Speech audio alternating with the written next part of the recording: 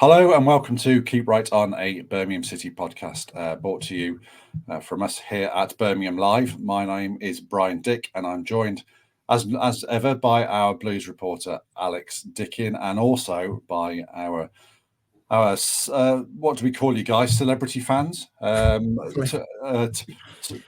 The Twitter. We're not making as many impressions as Tom Brady, put it that way. The Twitter glitterati, certainly two of my favourite Blues fans, Ben from Blues Breakdown and Ryan Deeney. Thanks for joining us, guys. Today's podcast is going to be something slightly different. We're going to look at the Birmingham City striker situation, whether Tony Mowbray even needs strikers, because there's quite a bit of evidence to suggest that he's not that bothered about them. And if he does, what Knighthead and Mowbray will be able to do in the summer. We've got some very interesting names for you. And I've got to say the WhatsApp group that we've got has been absolutely on fire this week. There's some of us, not me, I hasten to add, have been making contact with people in Belgium and Holland, and Ben's been producing some really interesting background stuff as well on all these strikers. So what we're going to do is we're going to talk about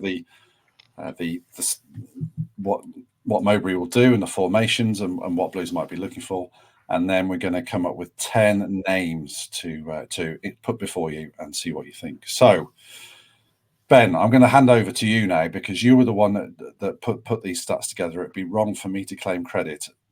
Does Tony Mowbray even need a striker?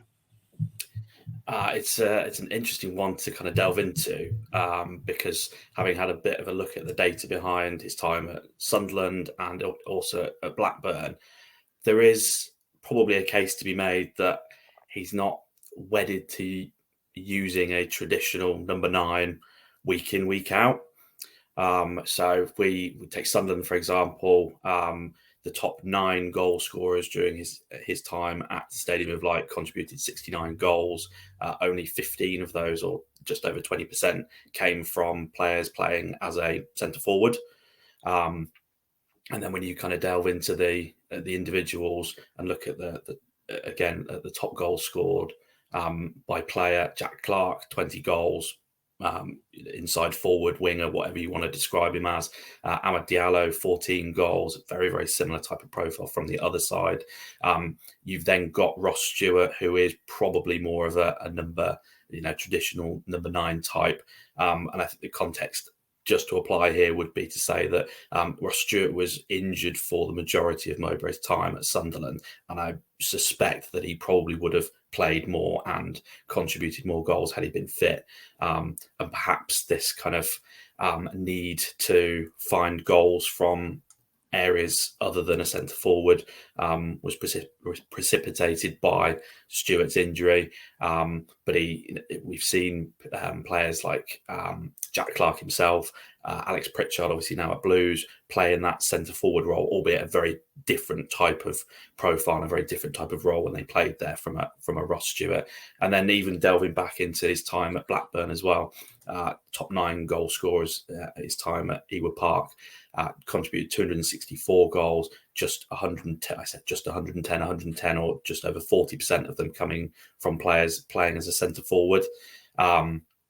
And again, looking at the players that played in that role, he had Danny Graham, who again was probably more of your traditional number 9. But guys like Adam Armstrong, Ben Brereton Diaz, Sam Gallagher, all played as a centre forward at times, but also played and contributed goals from other positions as well. So I think it's a really interesting debate. And Ryan, you pulled up a stat the other day of the top goal scorers in the Championship this season and how many of them not coming from what you describe as traditional number 9s, right? Yeah, so I think obviously it points to probably a wider trend across the game as a whole with the sort of numbers around Mowbray's sort of statistics and particularly the sort of modern ones with Sunderland.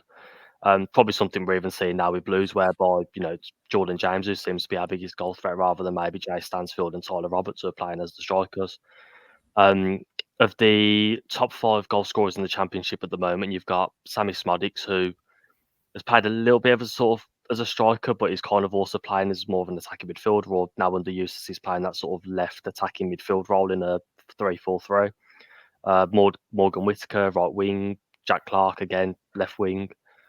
Somerville's obviously played on the left wing for Leeds, which means there's only Adam Armstrong who's sort of playing regularly as a striker in the top 5.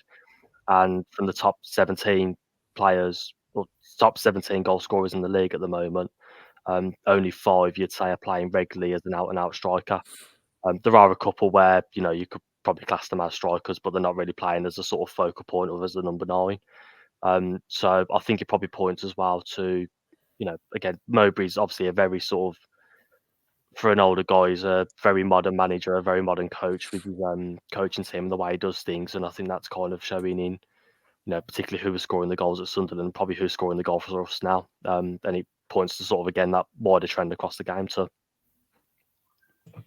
Yeah, I think my perception of what happened with Mowbray at Sunderland, yes, they lost Ross Stewart, and it seemed an inability to replace Stewart as a striker seemed to be a little bit of a sore point. Is that right, Alex? Is that your understanding of what happened at Sunderland, and maybe there was a bit of disconnect between Mowbray and the recruitment staff on that issue?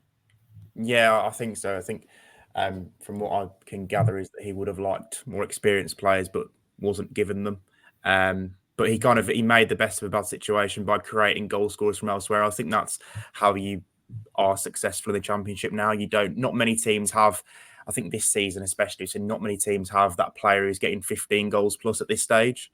I think there's only 3 or 4 players who've done that in Whittaker, Armstrong, Smodics. So, the teams at the top have obviously got goals coming from all over those forward areas. And I think if you look at the way Blues are set up with those 2 false nines that Mowbray likes to call them at the moment, they have been Stansfield and Roberts the last however many games. James has played there as well. Bakun has played there. I think you're going to want 10 goals from those 2. You're going to want 10 goals from the wide players.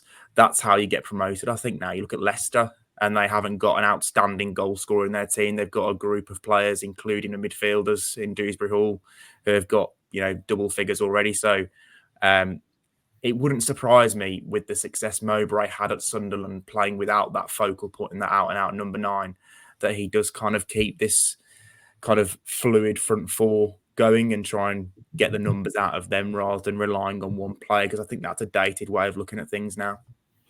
Yeah, which I think without further ado, we will get into the names that we've promised. And with all that said, you'll find that yes, we've probably billed these as 10 strikers, but not many of them are actually strikers. I think we've got to look at them as attackers or forwards, and certainly that's going to be the case for a couple of them. Right, we're going to do this. We're going to discuss 2 that everyone will know, and Blues fans will certainly have experience of them. Then we're going to introduce 2 each. So the 2 we're going to discuss collectively are Jay Stansfield is the first one. So let's start off with that. Who wants to say how realistic a prospect it is for Jay Stansfield to be back at Birmingham City next season in whatever capacity? I think it's more realistic than most people think. He's got 8 Championship goals in 30 odd games now. I don't think that's an incredible return. Like, clubs aren't going to look at that. Fulham aren't going to look at that, for example, and think, God, we've got a 10 to 15 million pound player on our hands here. We can really hold out for a big fee this summer. I don't think you're talking that kind of fee for Stansfield. I think you're talking probably, and I'm not, familiar with this world or whatever. I don't do transfer deals, but I don't think you're talking more than between 5 to 8 million pounds. I don't think it's going to be a huge transfer fee. I think you're probably going to, with add-ons and whatever and bonuses, you're probably looking at a record transfer fee for Blues, which, is only £6 million. I say only, that's a lot of money to us, but not to Championship clubs these days. So Stansfield's 21 years old. He's progressed year on year in terms of his development from going to 21s football to League One football to Championship football. I think he's only going to get better, but I don't think, a little bit like Hannibal last year, in my opinion, I don't think he's outgrown the Championship. I think he needs another season in this league. And I don't think he's going to go straight back to Fulham and go into their team. So I don't think it's completely unrealistic. The one thing I will say that if Fulham make Jay Stansfield available for transfer this summer, Birmingham City aren't going to be the only team interested in him. I think the good thing about it is that he seems to really like it here, and he seems to like working under Tony Mowbray. So, you know, there's the option there, and he obviously knows the club's not going to be battling relegation forever. But there'll be a lot of competition, but I don't think it's completely unrealistic, and it shouldn't be if Birmingham City want to get into the Premier League. Yeah, absolutely agree. I think Stansfield's will be on the list next summer, or in the summer, definitely. Ben, Ryan, and anything to add on the prospect of Stansfield coming back to Blues? I think with Stansfield, the main thing is just finding the role that suits him best. To me, I mean, I think I've shared comparison to Rooney before. I don't think he's an out-and-out number 9. He's definitely a finisher, but I don't think he's an out-and-out number 9, certainly not at the moment. So it's where do you then fit him around? You sort of play maybe as a bit of a sort of false 9, where you've maybe got other sort of higher up so that he's deeper and more involved. Do you play him sort of a bit like a front 2, where he sort of played when he first joined the club, playing off obviously Scott Hogan then, wasn't it? Did you play him in that sort of role where he's sort of sniffing around, maybe a little bit like the role that Che Adams played off Lukas Jutkiewicz? Can you still sort of play that these days? Have we kind of got the personnel to be able to do that? Do we then need the right midfield around him? So I think it's just a case of finding what his best role is, and sort of the role where he'll basically have the most sort of involvement, most damage for the qualities that he's got. Whether we've got the players at the moment to be able to do that for him is probably the bigger question, and whether maybe we look to the summer and go, right, he's definitely going to score goals if we give him chances, if we get him on the shoulders of defenders. So what do we need to build? If we're going to buy Stansfield, we're going to buy him for big money, which means we need to be able to build around the qualities that he's got, which then means you need to start moving the rest of your recruitment perhaps towards, right, to get the best out of him, we also need this alongside him. And again, it probably becomes a bit of, I suppose, how do you recruit to sort of get the best out of one individual, or do you sort of make sure that he has to fit into the different ways that we're going to play? And it's good money to sort of, I suppose, gamble on sort of the hope that we can get the best out of him, basically. Ben? Yeah, just an interesting thought there as well, Ryan, in terms of saying, do we focus the recruitment around him being Stansfield, being the kind of the number 9 that we want, and everything being geared towards that, and all the other pieces slotting in to support that. I think it's really interesting, because what happens if he picks up a really bad injury within the first month or so of the season, and then everything, then you then have a Sunderland situation on your hands, I guess, where you've got an injury to your main goal scorer, and do you have anything else to support with that then? So, but yeah, no, I would agree. I think look back at his time at Exeter in League One last season, 9 goals from about 2,500 minutes. You're looking at a goal every 3 games ish. Really similar record actually this year in the Championship with us, 8 goals in just over 2,500. 2,200 minutes. Again, 0.32 goals every 90. So that he's made the step up from League One into the Championship. To Alex's point, is he ready to make that step up and score 1 goal every 3 games in the Premier League yet? Maybe the jury's out there. So certainly think another season in the Championship would do him good. Like you say, he's got a bit of a home at St Andrews at the moment. So yeah, hopefully if we could get him back, that'd be great. Yeah. I think one more quick note as well is, which I know we discussed earlier in the week, obviously Mowbray spent big on Ben Brereton at Blackburn. He spent decent money on Sam Gallagher, who I know we'll get to in a moment. Obviously Adam Armstrong came in as well for decent money. So I think there's proof as well that he's proven that he's willing to spend the money and give the players the time to sort of develop under his stewardship, rather than maybe just going out and saying, right, I'm going to splash that money and he's just going to work now. I think the issue with maybe spending that money is, one, we still don't know how much we're going to be able to spend in the summer, and 2, obviously the pressure that will come with, if we do splash that kind of money, having not done so for so long, will there be an increased expectation on Stansfield to deliver than perhaps opposed to maybe us going, right, we've spent this on him now, but maybe in 2-3 seasons time he'll be in his early to mid-20s, and he'll be ready to be the main man. And I suppose there's those things to weigh up to. I'm happy to be proved wrong on this, but I don't think with whoever Blues end up signing in the summer, we should be expecting a 20-goal striker. I just think the days of 20-goal strikers are over, because they're a rarity, and you're probably not getting them in the Championship these days. So I think, we've got to move more towards a mindset of, have we got a group of players, a forward group of players that are capable of producing 60, 70 goals a season, and whether that's actually 12, 15 goals for a striker in the Championship these days is a good return. And we probably shouldn't be judging the players and saying, they've never scored 20 goals in a season. Well, no, I think that's a thing of the past these days. We see it a lot on social media around, we never replaced Shea Adams. I think what people mean by that is we never signed another striker that got close to 20 goals. Not, we didn't necessarily replace all of the qualities, which I don't think we did either. But I think that's the kind of discourse that people think is, we never replaced 20 goals from a single player. Not Alvaro Jimenez was never that man, was he? No. No, despite doing it in the Spanish lower leagues. Many penalties. We could talk about Stansfield for most of this. I think we should move it on. As Ryan suggested there, the next player we want to talk about, and Blues fans will know, is Sam Gallagher.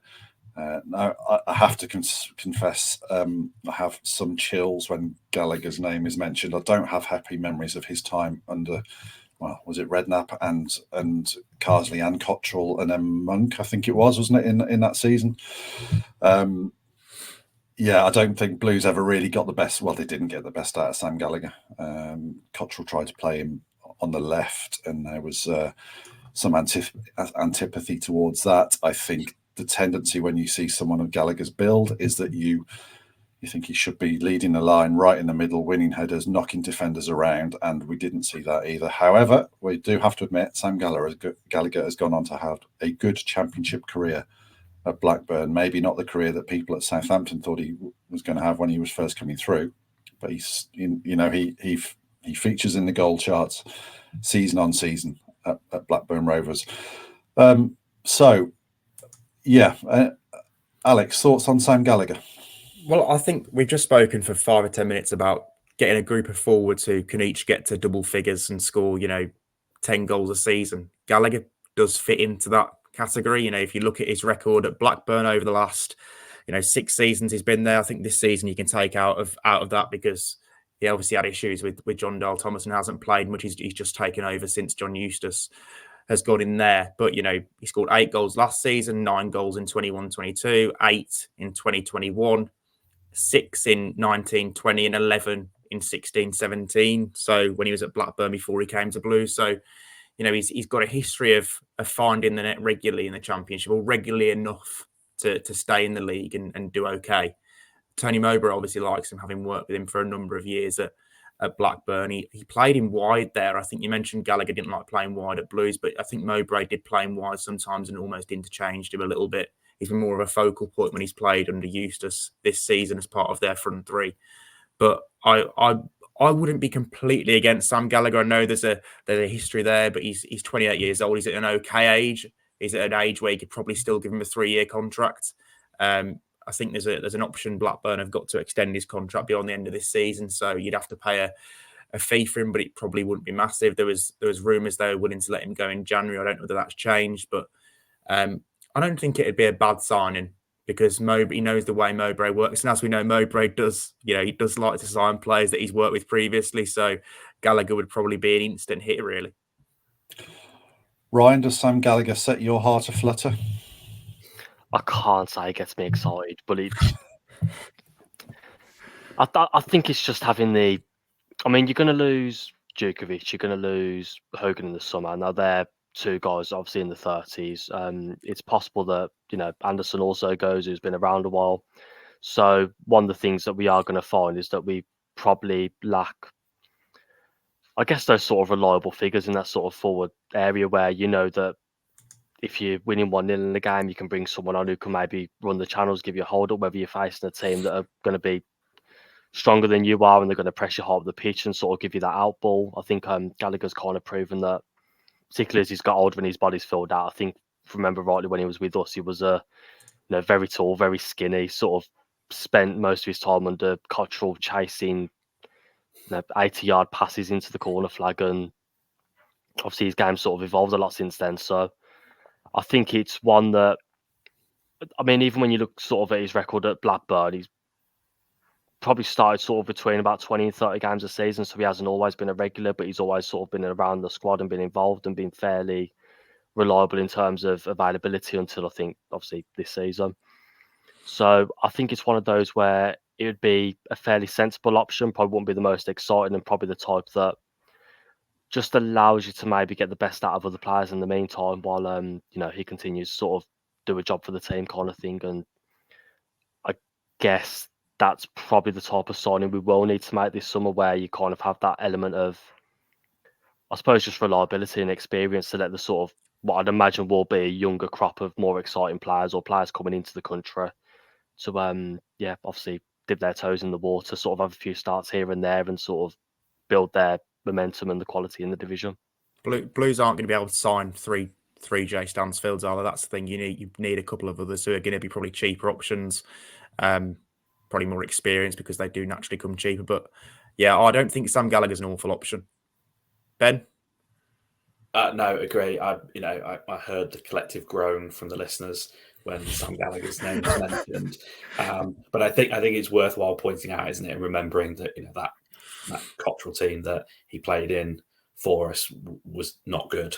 And he's since played in Blackburn teams that have been managed by more progressive managers, under Mowbray and Yondal Thomason, and his game has adapted. If Sam Gallagher was the only forward option that we bought in during the summer, I think rightly Blues fans could feel disappointed.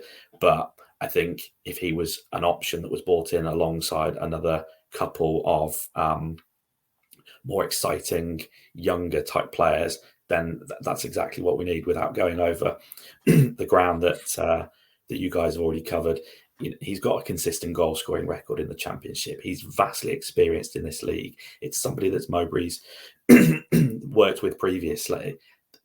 As you say, it ticks a lot of boxes without being a marquee signing. So, yeah, I mean, I'd be happy with it. I think over the course of this kind of week or so that we've been discussing this, I talked myself into this being quite a good option. Moving on, if there was a collective groan for Gallagher, I think there's going to be a collective yes for the first player that Ryan's going to discuss. Not naturally a striker, but as we mentioned, we're talking about forwards, really. Ryan, take it away with your first one. Yeah, it's Nathan Redmond. Obviously, a player that we all know well. I think everyone's gonna. I think there will just be a collective sort of buzz about him returning. I think you always get that sort of feeling, don't you? Where, I think even when you look back, I know he never played for us previously, but I think when Troy signed for the club, there was that sort of buzz around, the fact that one of ours has sort of returned home, and I think there would be that for Redmond. I think the fact that he's still only 29 as well, I think that kind of gets lost on people. Well, it'd be 30 come the summer. But I think that kind of gets lost on people because he's been around for so long now. Obviously, he broke through with us at 16, 17, didn't he?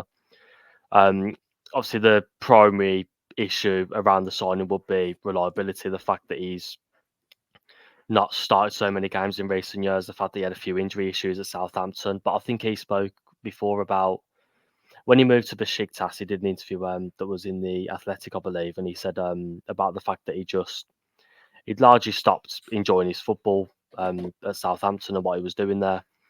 And he's basically, I'd imagine for him now, it's a case of, I've been there, I've done this, I'm probably not going to reach the top level. So what excites me now? What's going to, bring me sort of joy playing football again? And imagine potentially coming home, playing for Blues, being that sort of figure, I guess, that the fans, really sort of look towards, having that responsibility, being part of this journey that we're on, potentially helping the club win promotion. I think it's the type of, there's probably a lot of boxes there that maybe, can be ticked by Redmond if he decides, this might be the right move. And I think Mowbray would utilise him correctly too. I think the other thing as well is that hard work has never been an issue for Redmond. He's never been afraid to put the work in. and been one of the hardest working players in the team, which Mowbray's referenced regularly, hasn't he, about sort of artists and soldiers. And I think Redmond's one of those players that across the line between the two, whereby you'd expect him to work as hard as, the quality that he delivers on the pitch. So, yeah, I just think it'd be probably a little bit in the Gallagher camp of, someone who's maybe a little bit more reliable than maybe overly exciting from a let's go spend, 5 million on this 21-year-old who could become the next big thing. But he's certainly somebody that, is just generally exciting and will get the fans buzzing. And hopefully it's something that, he may want to do. Yeah. I think from my point of view, of all the players, the young homegrown products that have been sacrificed in the various fire sales the club have had over the last decade, yes, they didn't get enough money for Dimmy. Sorry to see Butland go, but Redmond is the one who, for me, just thinks, I'd loved another season out of him, because maybe things could have worked out slightly differently there. So that is the one player that you think, real circumstances contrived against Blues for that one. Yeah, Alex, did you want to carry on?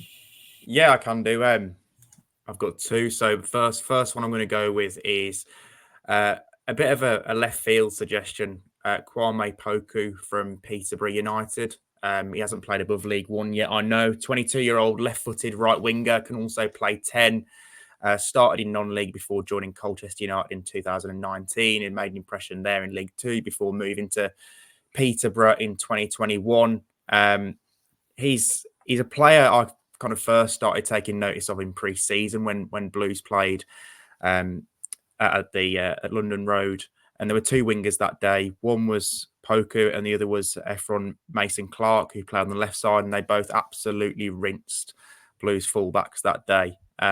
Poku, I thought, was really, really, really interesting, kind of cut inside and throwing nice passes through, whereas Mason-Clark was more direct. He's got 8 goals and 7 assists in 27 League One matches this season, which is a very, very impressive return. Got 5 goals and 8 assists in 39 games last season, so he's improving year on year. There's always kind of a bit of a negative, I think, to dealing with Peterborough, because they do tend to get very good money for their forward players. You think back to Ivan Toney on the strength of a League One season where he scored 20-odd goals. Brentford ended up paying 10 million for him. There's been others in the past, Craig McHale-Smith, George Boyd, Aaron McLean as well, went for big money back in the day. And they have just got 5 million, I think, is the reported fee that Coventry have had to pay for Mason-Clark in January. So Poku at 22, you're probably going to be paying good money for him, but if you don't get in there now, then you're probably going to be paid a lot more for him in the next couple of years. We know that Mowbray likes kind of the inverted forwards, inverted wide players. You've got Miyoshi on the right now, who's a left footer and comes inside. I don't think signing someone like Poku would be detrimental to Miyoshi, because Mowbray's mentioned that he wants a squad of 20 players where he can change people around and not have too much impact. So you're going to have potentially 2 right wingers who can come into the team next season. And I just think he's a good player. He's someone who's probably going to move on from Peterborough to the Championship in the next 18 months. So yeah, why not Blues? Yeah, it'd be nice for Blues to get one of those rising Peterborough stars. Missed out on Smodic and Tony and players like that. They've always seemed to be beyond Blues. Blues means at the times, haven't they? Ben, you've come up with 2, one of whom has absolutely blown my mind. I watched him on YouTube last night, and I would have to admit I have a man crush on this. Which one? Well, it was a bit of a pun, Ben. It's a man crush. Yes. Yeah. That's gone over my head. Apologies. Yeah. Was it the man bun that's done it for you as well? The ponytail, Brian. It was more the balance and the ability to play off both feet and being really good in tight spaces. But why don't you tell him more? Tell the listeners more about.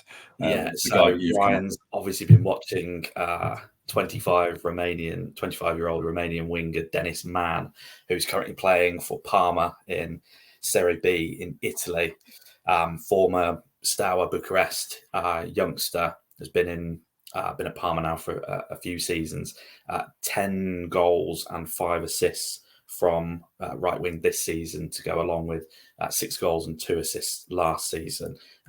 Just a real direct, forward-thinking right midfielder who, trademark is cutting inside onto his left foot. As Brian says, he's got a real poise and balance about him. Lovely feet, really, really good in tight spaces. Can absolutely see him thriving in a Tony Mowbray team, adding goals from wide areas as well. Whether or not he's beyond our means going forward, it's, again, I was chatting to Ryan, I think the other day, and saying it seems to be these days that if you have a single season of good goal contributions, that teams are now willing to pay good money for players like that.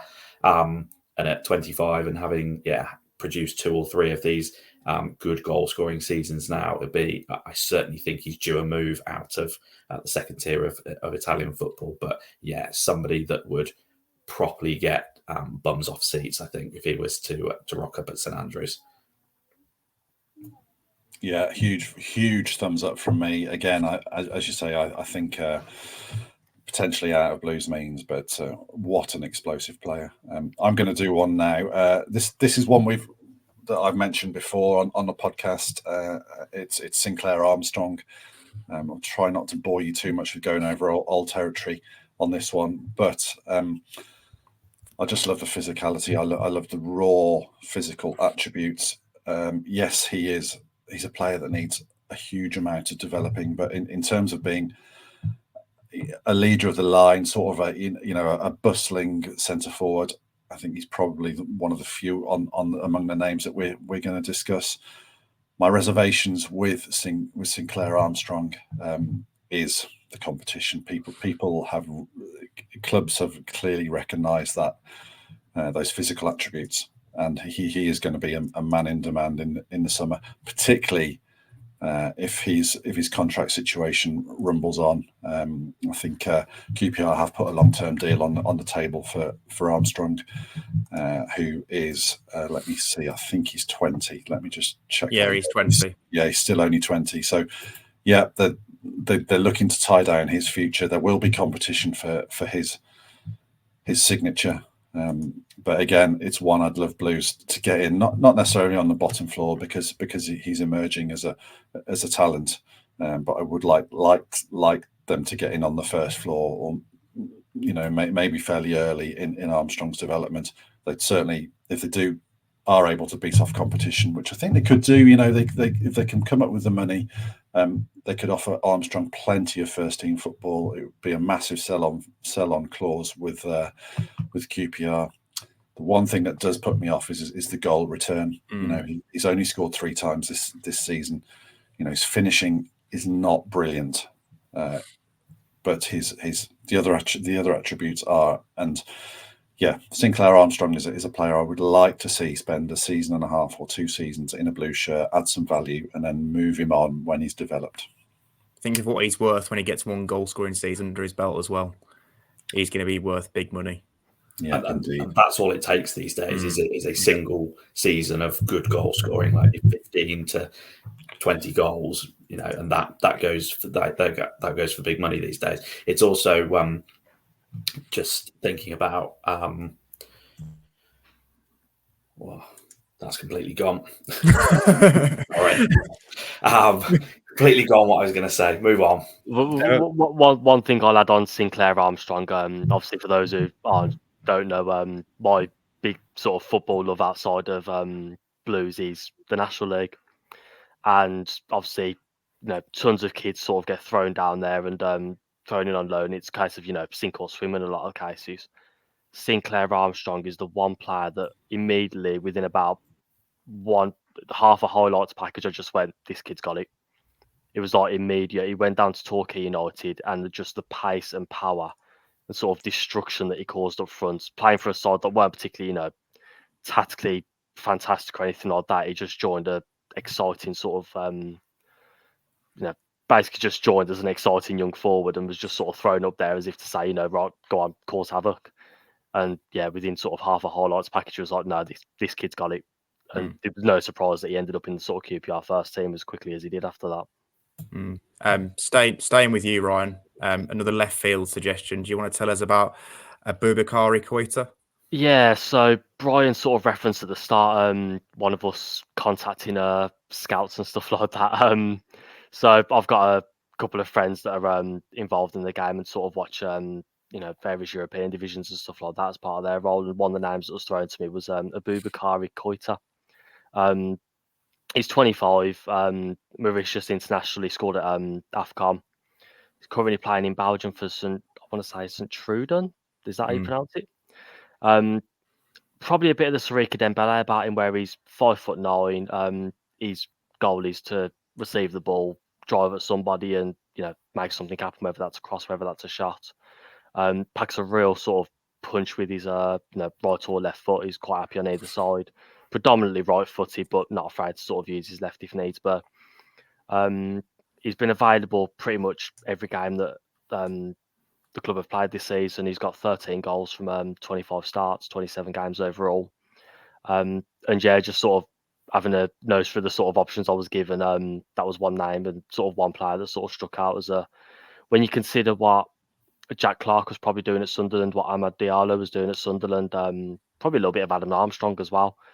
Obviously, I don't know what the guy's like in terms of his overall sort of work ethic. Obviously, naturally, we kind of some of these fun names, you kind of look at the highlights packages and a lot of world beaters, don't they? But I'll trust the guy who gave me the name, and it just looks like a really sort of fun option. And you'd imagine maybe Mowbray might be considering sort of maybe moving away from the 4-4-2, maybe towards the 4-3-3 or 4-2-3-1 that he played previously, which means the wingers are more likely to stay higher up the pitch rather than maybe sort of having to do a lot of the defensive work that they're doing at the moment. And if that's the case, then I'd imagine Koita might be the type of player that we do sort of look towards, whereby he can do a lot of his damage towards the top end of the pitch rather than sort of being part of that four-man midfield and having to sort of tuck in and do a lot of that sort of role. Yeah, indeed. Alex, do you want to give us your next one? Yeah, we're going on to two Championship strikers now, and we first one I've picked out is Liam Delap, a player who's been in demand the last couple of summers. Obviously, still at Manchester City, where he plundered lots of goals at youth level, and I think he even made a Champions League appearance under Pep Guardiola a few years ago. Still only 21 years old, 6'1". I think he's more mobile than people give him credit for as well. I think we saw that when Hull played, where he's on loan now. When Hull played against Blues at St Andrews back in October, he scored that night. It was a goal gifted to him, to be fair, but he was very mobile. I thought his link play was quite good. And as we can see from his goal record at youth level, he can finish when he gets the chances. He's not been prolific in the Championship over the last 2 seasons. He had a difficult couple of loan spells last season. Started at Stoke, where obviously his dad, Rory Delap, is well known. Didn't get on that well there before going to Preston in January. And Preston in recent years have done quite well out the loan market in terms of strikers. But Delap only scored once for them and managed, I think, 3 goals in 37 for both Stoke and Preston combined last season. He's fared a little bit better at Hull. He's got 7 goals and 2 assists in 26 Championship games this season. And they're obviously, as everyone knows, challenging for a playoff spot. It feels like one way he's not going to be ready for Man City at any point now, that he's probably going to have to drop down to the Championship permanently, a bit like Morgan Rogers did with Middlesbrough in the summer. And I don't think Middlesbrough paid a massive sum of money for him. I think it was probably around the 4 million mark. So Delap, maybe £2 to £4 million, I think, at 21 represents a fairly safe piece of business. Because again, like we've just said, 1 goal scoring season in the Championship, where a striker gets 15 goals before their 23rd birthday, they're probably going to be worth £10 million or maybe more. So yeah, Delap, I think, is a decent option. But he's a bit like Stansfield, going to be a decent option for most Championship clubs this summer. Yeah, I think it's clear with Delap that he probably needs to move on from Man City now, isn't it? He's not going to get the breakthrough there. He's been the trendy name, hasn't he, in kicking around Championship circles the last 2 or 3 summer windows. It probably is time for him to to sort of he needs a season. He needs a proper sort of breakthrough season. I agree with Needs that. a home, I think, a permanent home. Yeah, indeed. Interesting one. Ben, do you want to introduce your next one? Again, another left field one, but again, when I saw him on YouTube, sorry Ben, when I saw him on YouTube last night, again, really exciting player. Back out into Europe again, into Ligue 2 in France. Amin El Ouzani is a 22-year-old centre forward playing for Guingamp. He has 7 goals, 5 assists this season, together 7 goals and 1 assist last season. Was basically picked up from French non-league football about just over 2 years ago, and has really made an impact in the second tier already. 6'2" tall at the moment. Kind of a physical profile that you'd look at him and say, well, he's probably going to be a archetypal sort of target man type forward, but he's much more than that. He possesses really good technical ability on the ball, likes to drop in deep to receive possession and then move the play forward. Quite happy running inside the channels. Really good ball carrier. At 6'2", he is decent in the air as well. Left-footed predominantly, but again, having had a little bit of a watch of him, quite comfortable on either foot. And possesses decent hold-up play. Just one of those where the general all-around game looks really tidy. And again, imagine even if it's not a move to Blues, it'll be a move somewhere this summer. So a name to look out for on those on Twitter and things on the transfer market this summer. Yeah, thanks Ben. And the last one we're going to throw into the equation again might be wildly optimistic, this one, but it's Tom Cannon, who is currently at Leicester City. One of 4 strikers currently with the Foxes. They've obviously got Jamie Vardy, Kelechi Iheanacho and Patson Daka. And they spent quite big money on Tom Cannon, who's very much a traditional centre-forward type. He hasn't played a huge amount this season. He arrived at Leicester with an injury that it took him, several weeks to get over it. He didn't actually end up making his debut for Leicester until December. But once he's been up and running, he's done quite well. I've been speaking to our Leicester City reporter, Jordan Blackwell, about Cannon. And he said overall, but despite the limited opportunities, he has made a positive impression in his time. And Leicester only tend to play with one striker. They've Iheanacho and Daka have probably sort of monopolised the 2 people can't monopolise, can they? But they've dominated the game time. Vardy's been used sort of off the bench, and Cannon is even more sparingly. But in the time he's been on the pitch, he has been pretty impressive. His pressing's been good, runs off the shoulder, and he does hit the ball very cleanly. So a positive report there from Jordan on Tom Cannon. And what I would say is I don't think. Well, I'd be very confident that I don't think he will be starting for them if they get to the Premier League next season. So I think another loan to a top-end Championship club might be in order, and Blues could do a lot worse than look at Tom Cannon. Guys, that's we've rattled through 10 there. I'm just going to give us each one more opportunity, just to, if there's a name that we want to say something on, or just a bit of any other business on any of those names, or even something else. Alex, thoughts about the names we've come up with? I'm just amazed you're so keen to check out the YouTube highlights of these players, Brian. I think we could probably put a little package together with you, the nice reality, and you'd probably look quite good on YouTube. As far as like the names on the list go, I do like Poku. I think someone's going to get a good deal with him. I say good deal, like I said before. I would never like to deal with Peterborough. I know Blues have got a nice relationship with Barry Fry, but he's still not going to let Blues get any of their players on the cheap. I did like Tom Cannon when he was at Preston last season, and I think him and Delap are going to be 2 players on the market again this summer. And I think the right deal for both of them, I think, would be a sensible piece of business. I really like the Redmond one as well. I think he's somebody who could come in and he's going to be a top-end championship player, probably not playing the Premier League next season. So if Blues could get him back, I think I'd be well behind that as well. I just want Blues to get into a position where they've got 8 very good forwards who can play across those front 4 positions, and you don't really notice the difference when someone drops out and someone comes in. I think too often this season, when Stansfield has been out of the team, we've noticed a big drop off in performance from the attacking aspect of the team, especially like recently. You think Sheffield Wednesday away, when he dropped out, it just wasn't the same. So yeah, those few players I do like, but I think a lot of the names on the list do appeal, and they look even better when you watch them on YouTube. That's what all the scouts do, isn't it? It's why scouting YouTube. Ryan, final thoughts.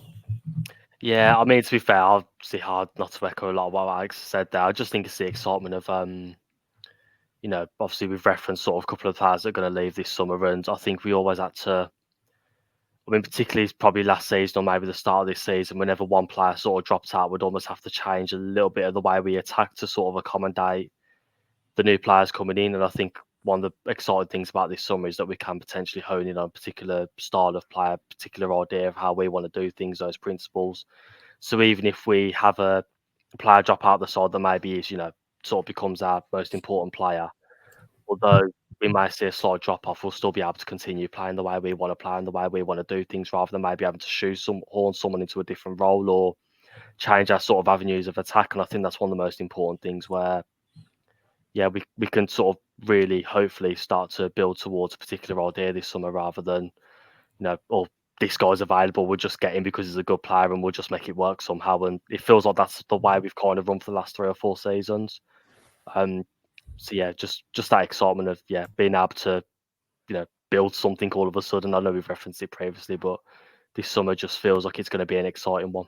And we're not going down. I refuse to believe that. So we'll be looking forward to a championship season next season where we might genuinely go and do something, which is quite fun. Ben, we've had the guarantee from Ryan, so it's his fault. Just sum up for thoughts on the discussion here today. Again, more excitement for the summer, I think, in terms of, and I think we've mentioned a couple of times, are some of these players potentially, beyond our means? It's difficult to say, isn't it, really? Because you look at what's happened around the club so far, and if somebody had told you that 12 months ago, you'd have not believed them in the month of Sundays. So I genuinely think that, anything is possible, and we shouldn't rule anything out in terms of transfers. Whether or not we're sat here in, 4 or 5 months' time discussing 1 or 2 of these players actually being at the club is an entirely different matter. But the fact that we're able to talk about, some exciting young players from this country and abroad, just gives us a bit of hope and optimism for going forward. Yeah, fabulous. So just to round off, we've come up with 10 names. We all discussed Sam Gallagher and Jay Stansfield. Ryan offered Nathan Redmond, who's currently at Burnley, and Aboubakary Koita, Santruden. Alex offered Liam Delap on loan from Man City at Hull, and Kwame Poku at Peterborough. Ben, Dennis Mann at Parma, and Amin El Uwazani at Greenump, and myself, Sinclair Armstrong, and Tom Cannon. So if you've got nothing better to do, go and check those guys out on YouTube. Gentlemen, thank you very much for your input and your research into this. Thank you everyone else for listening. Hope it's been interesting. Do leave comments in the comment section, give us a follow, and whatever you do, keep right on.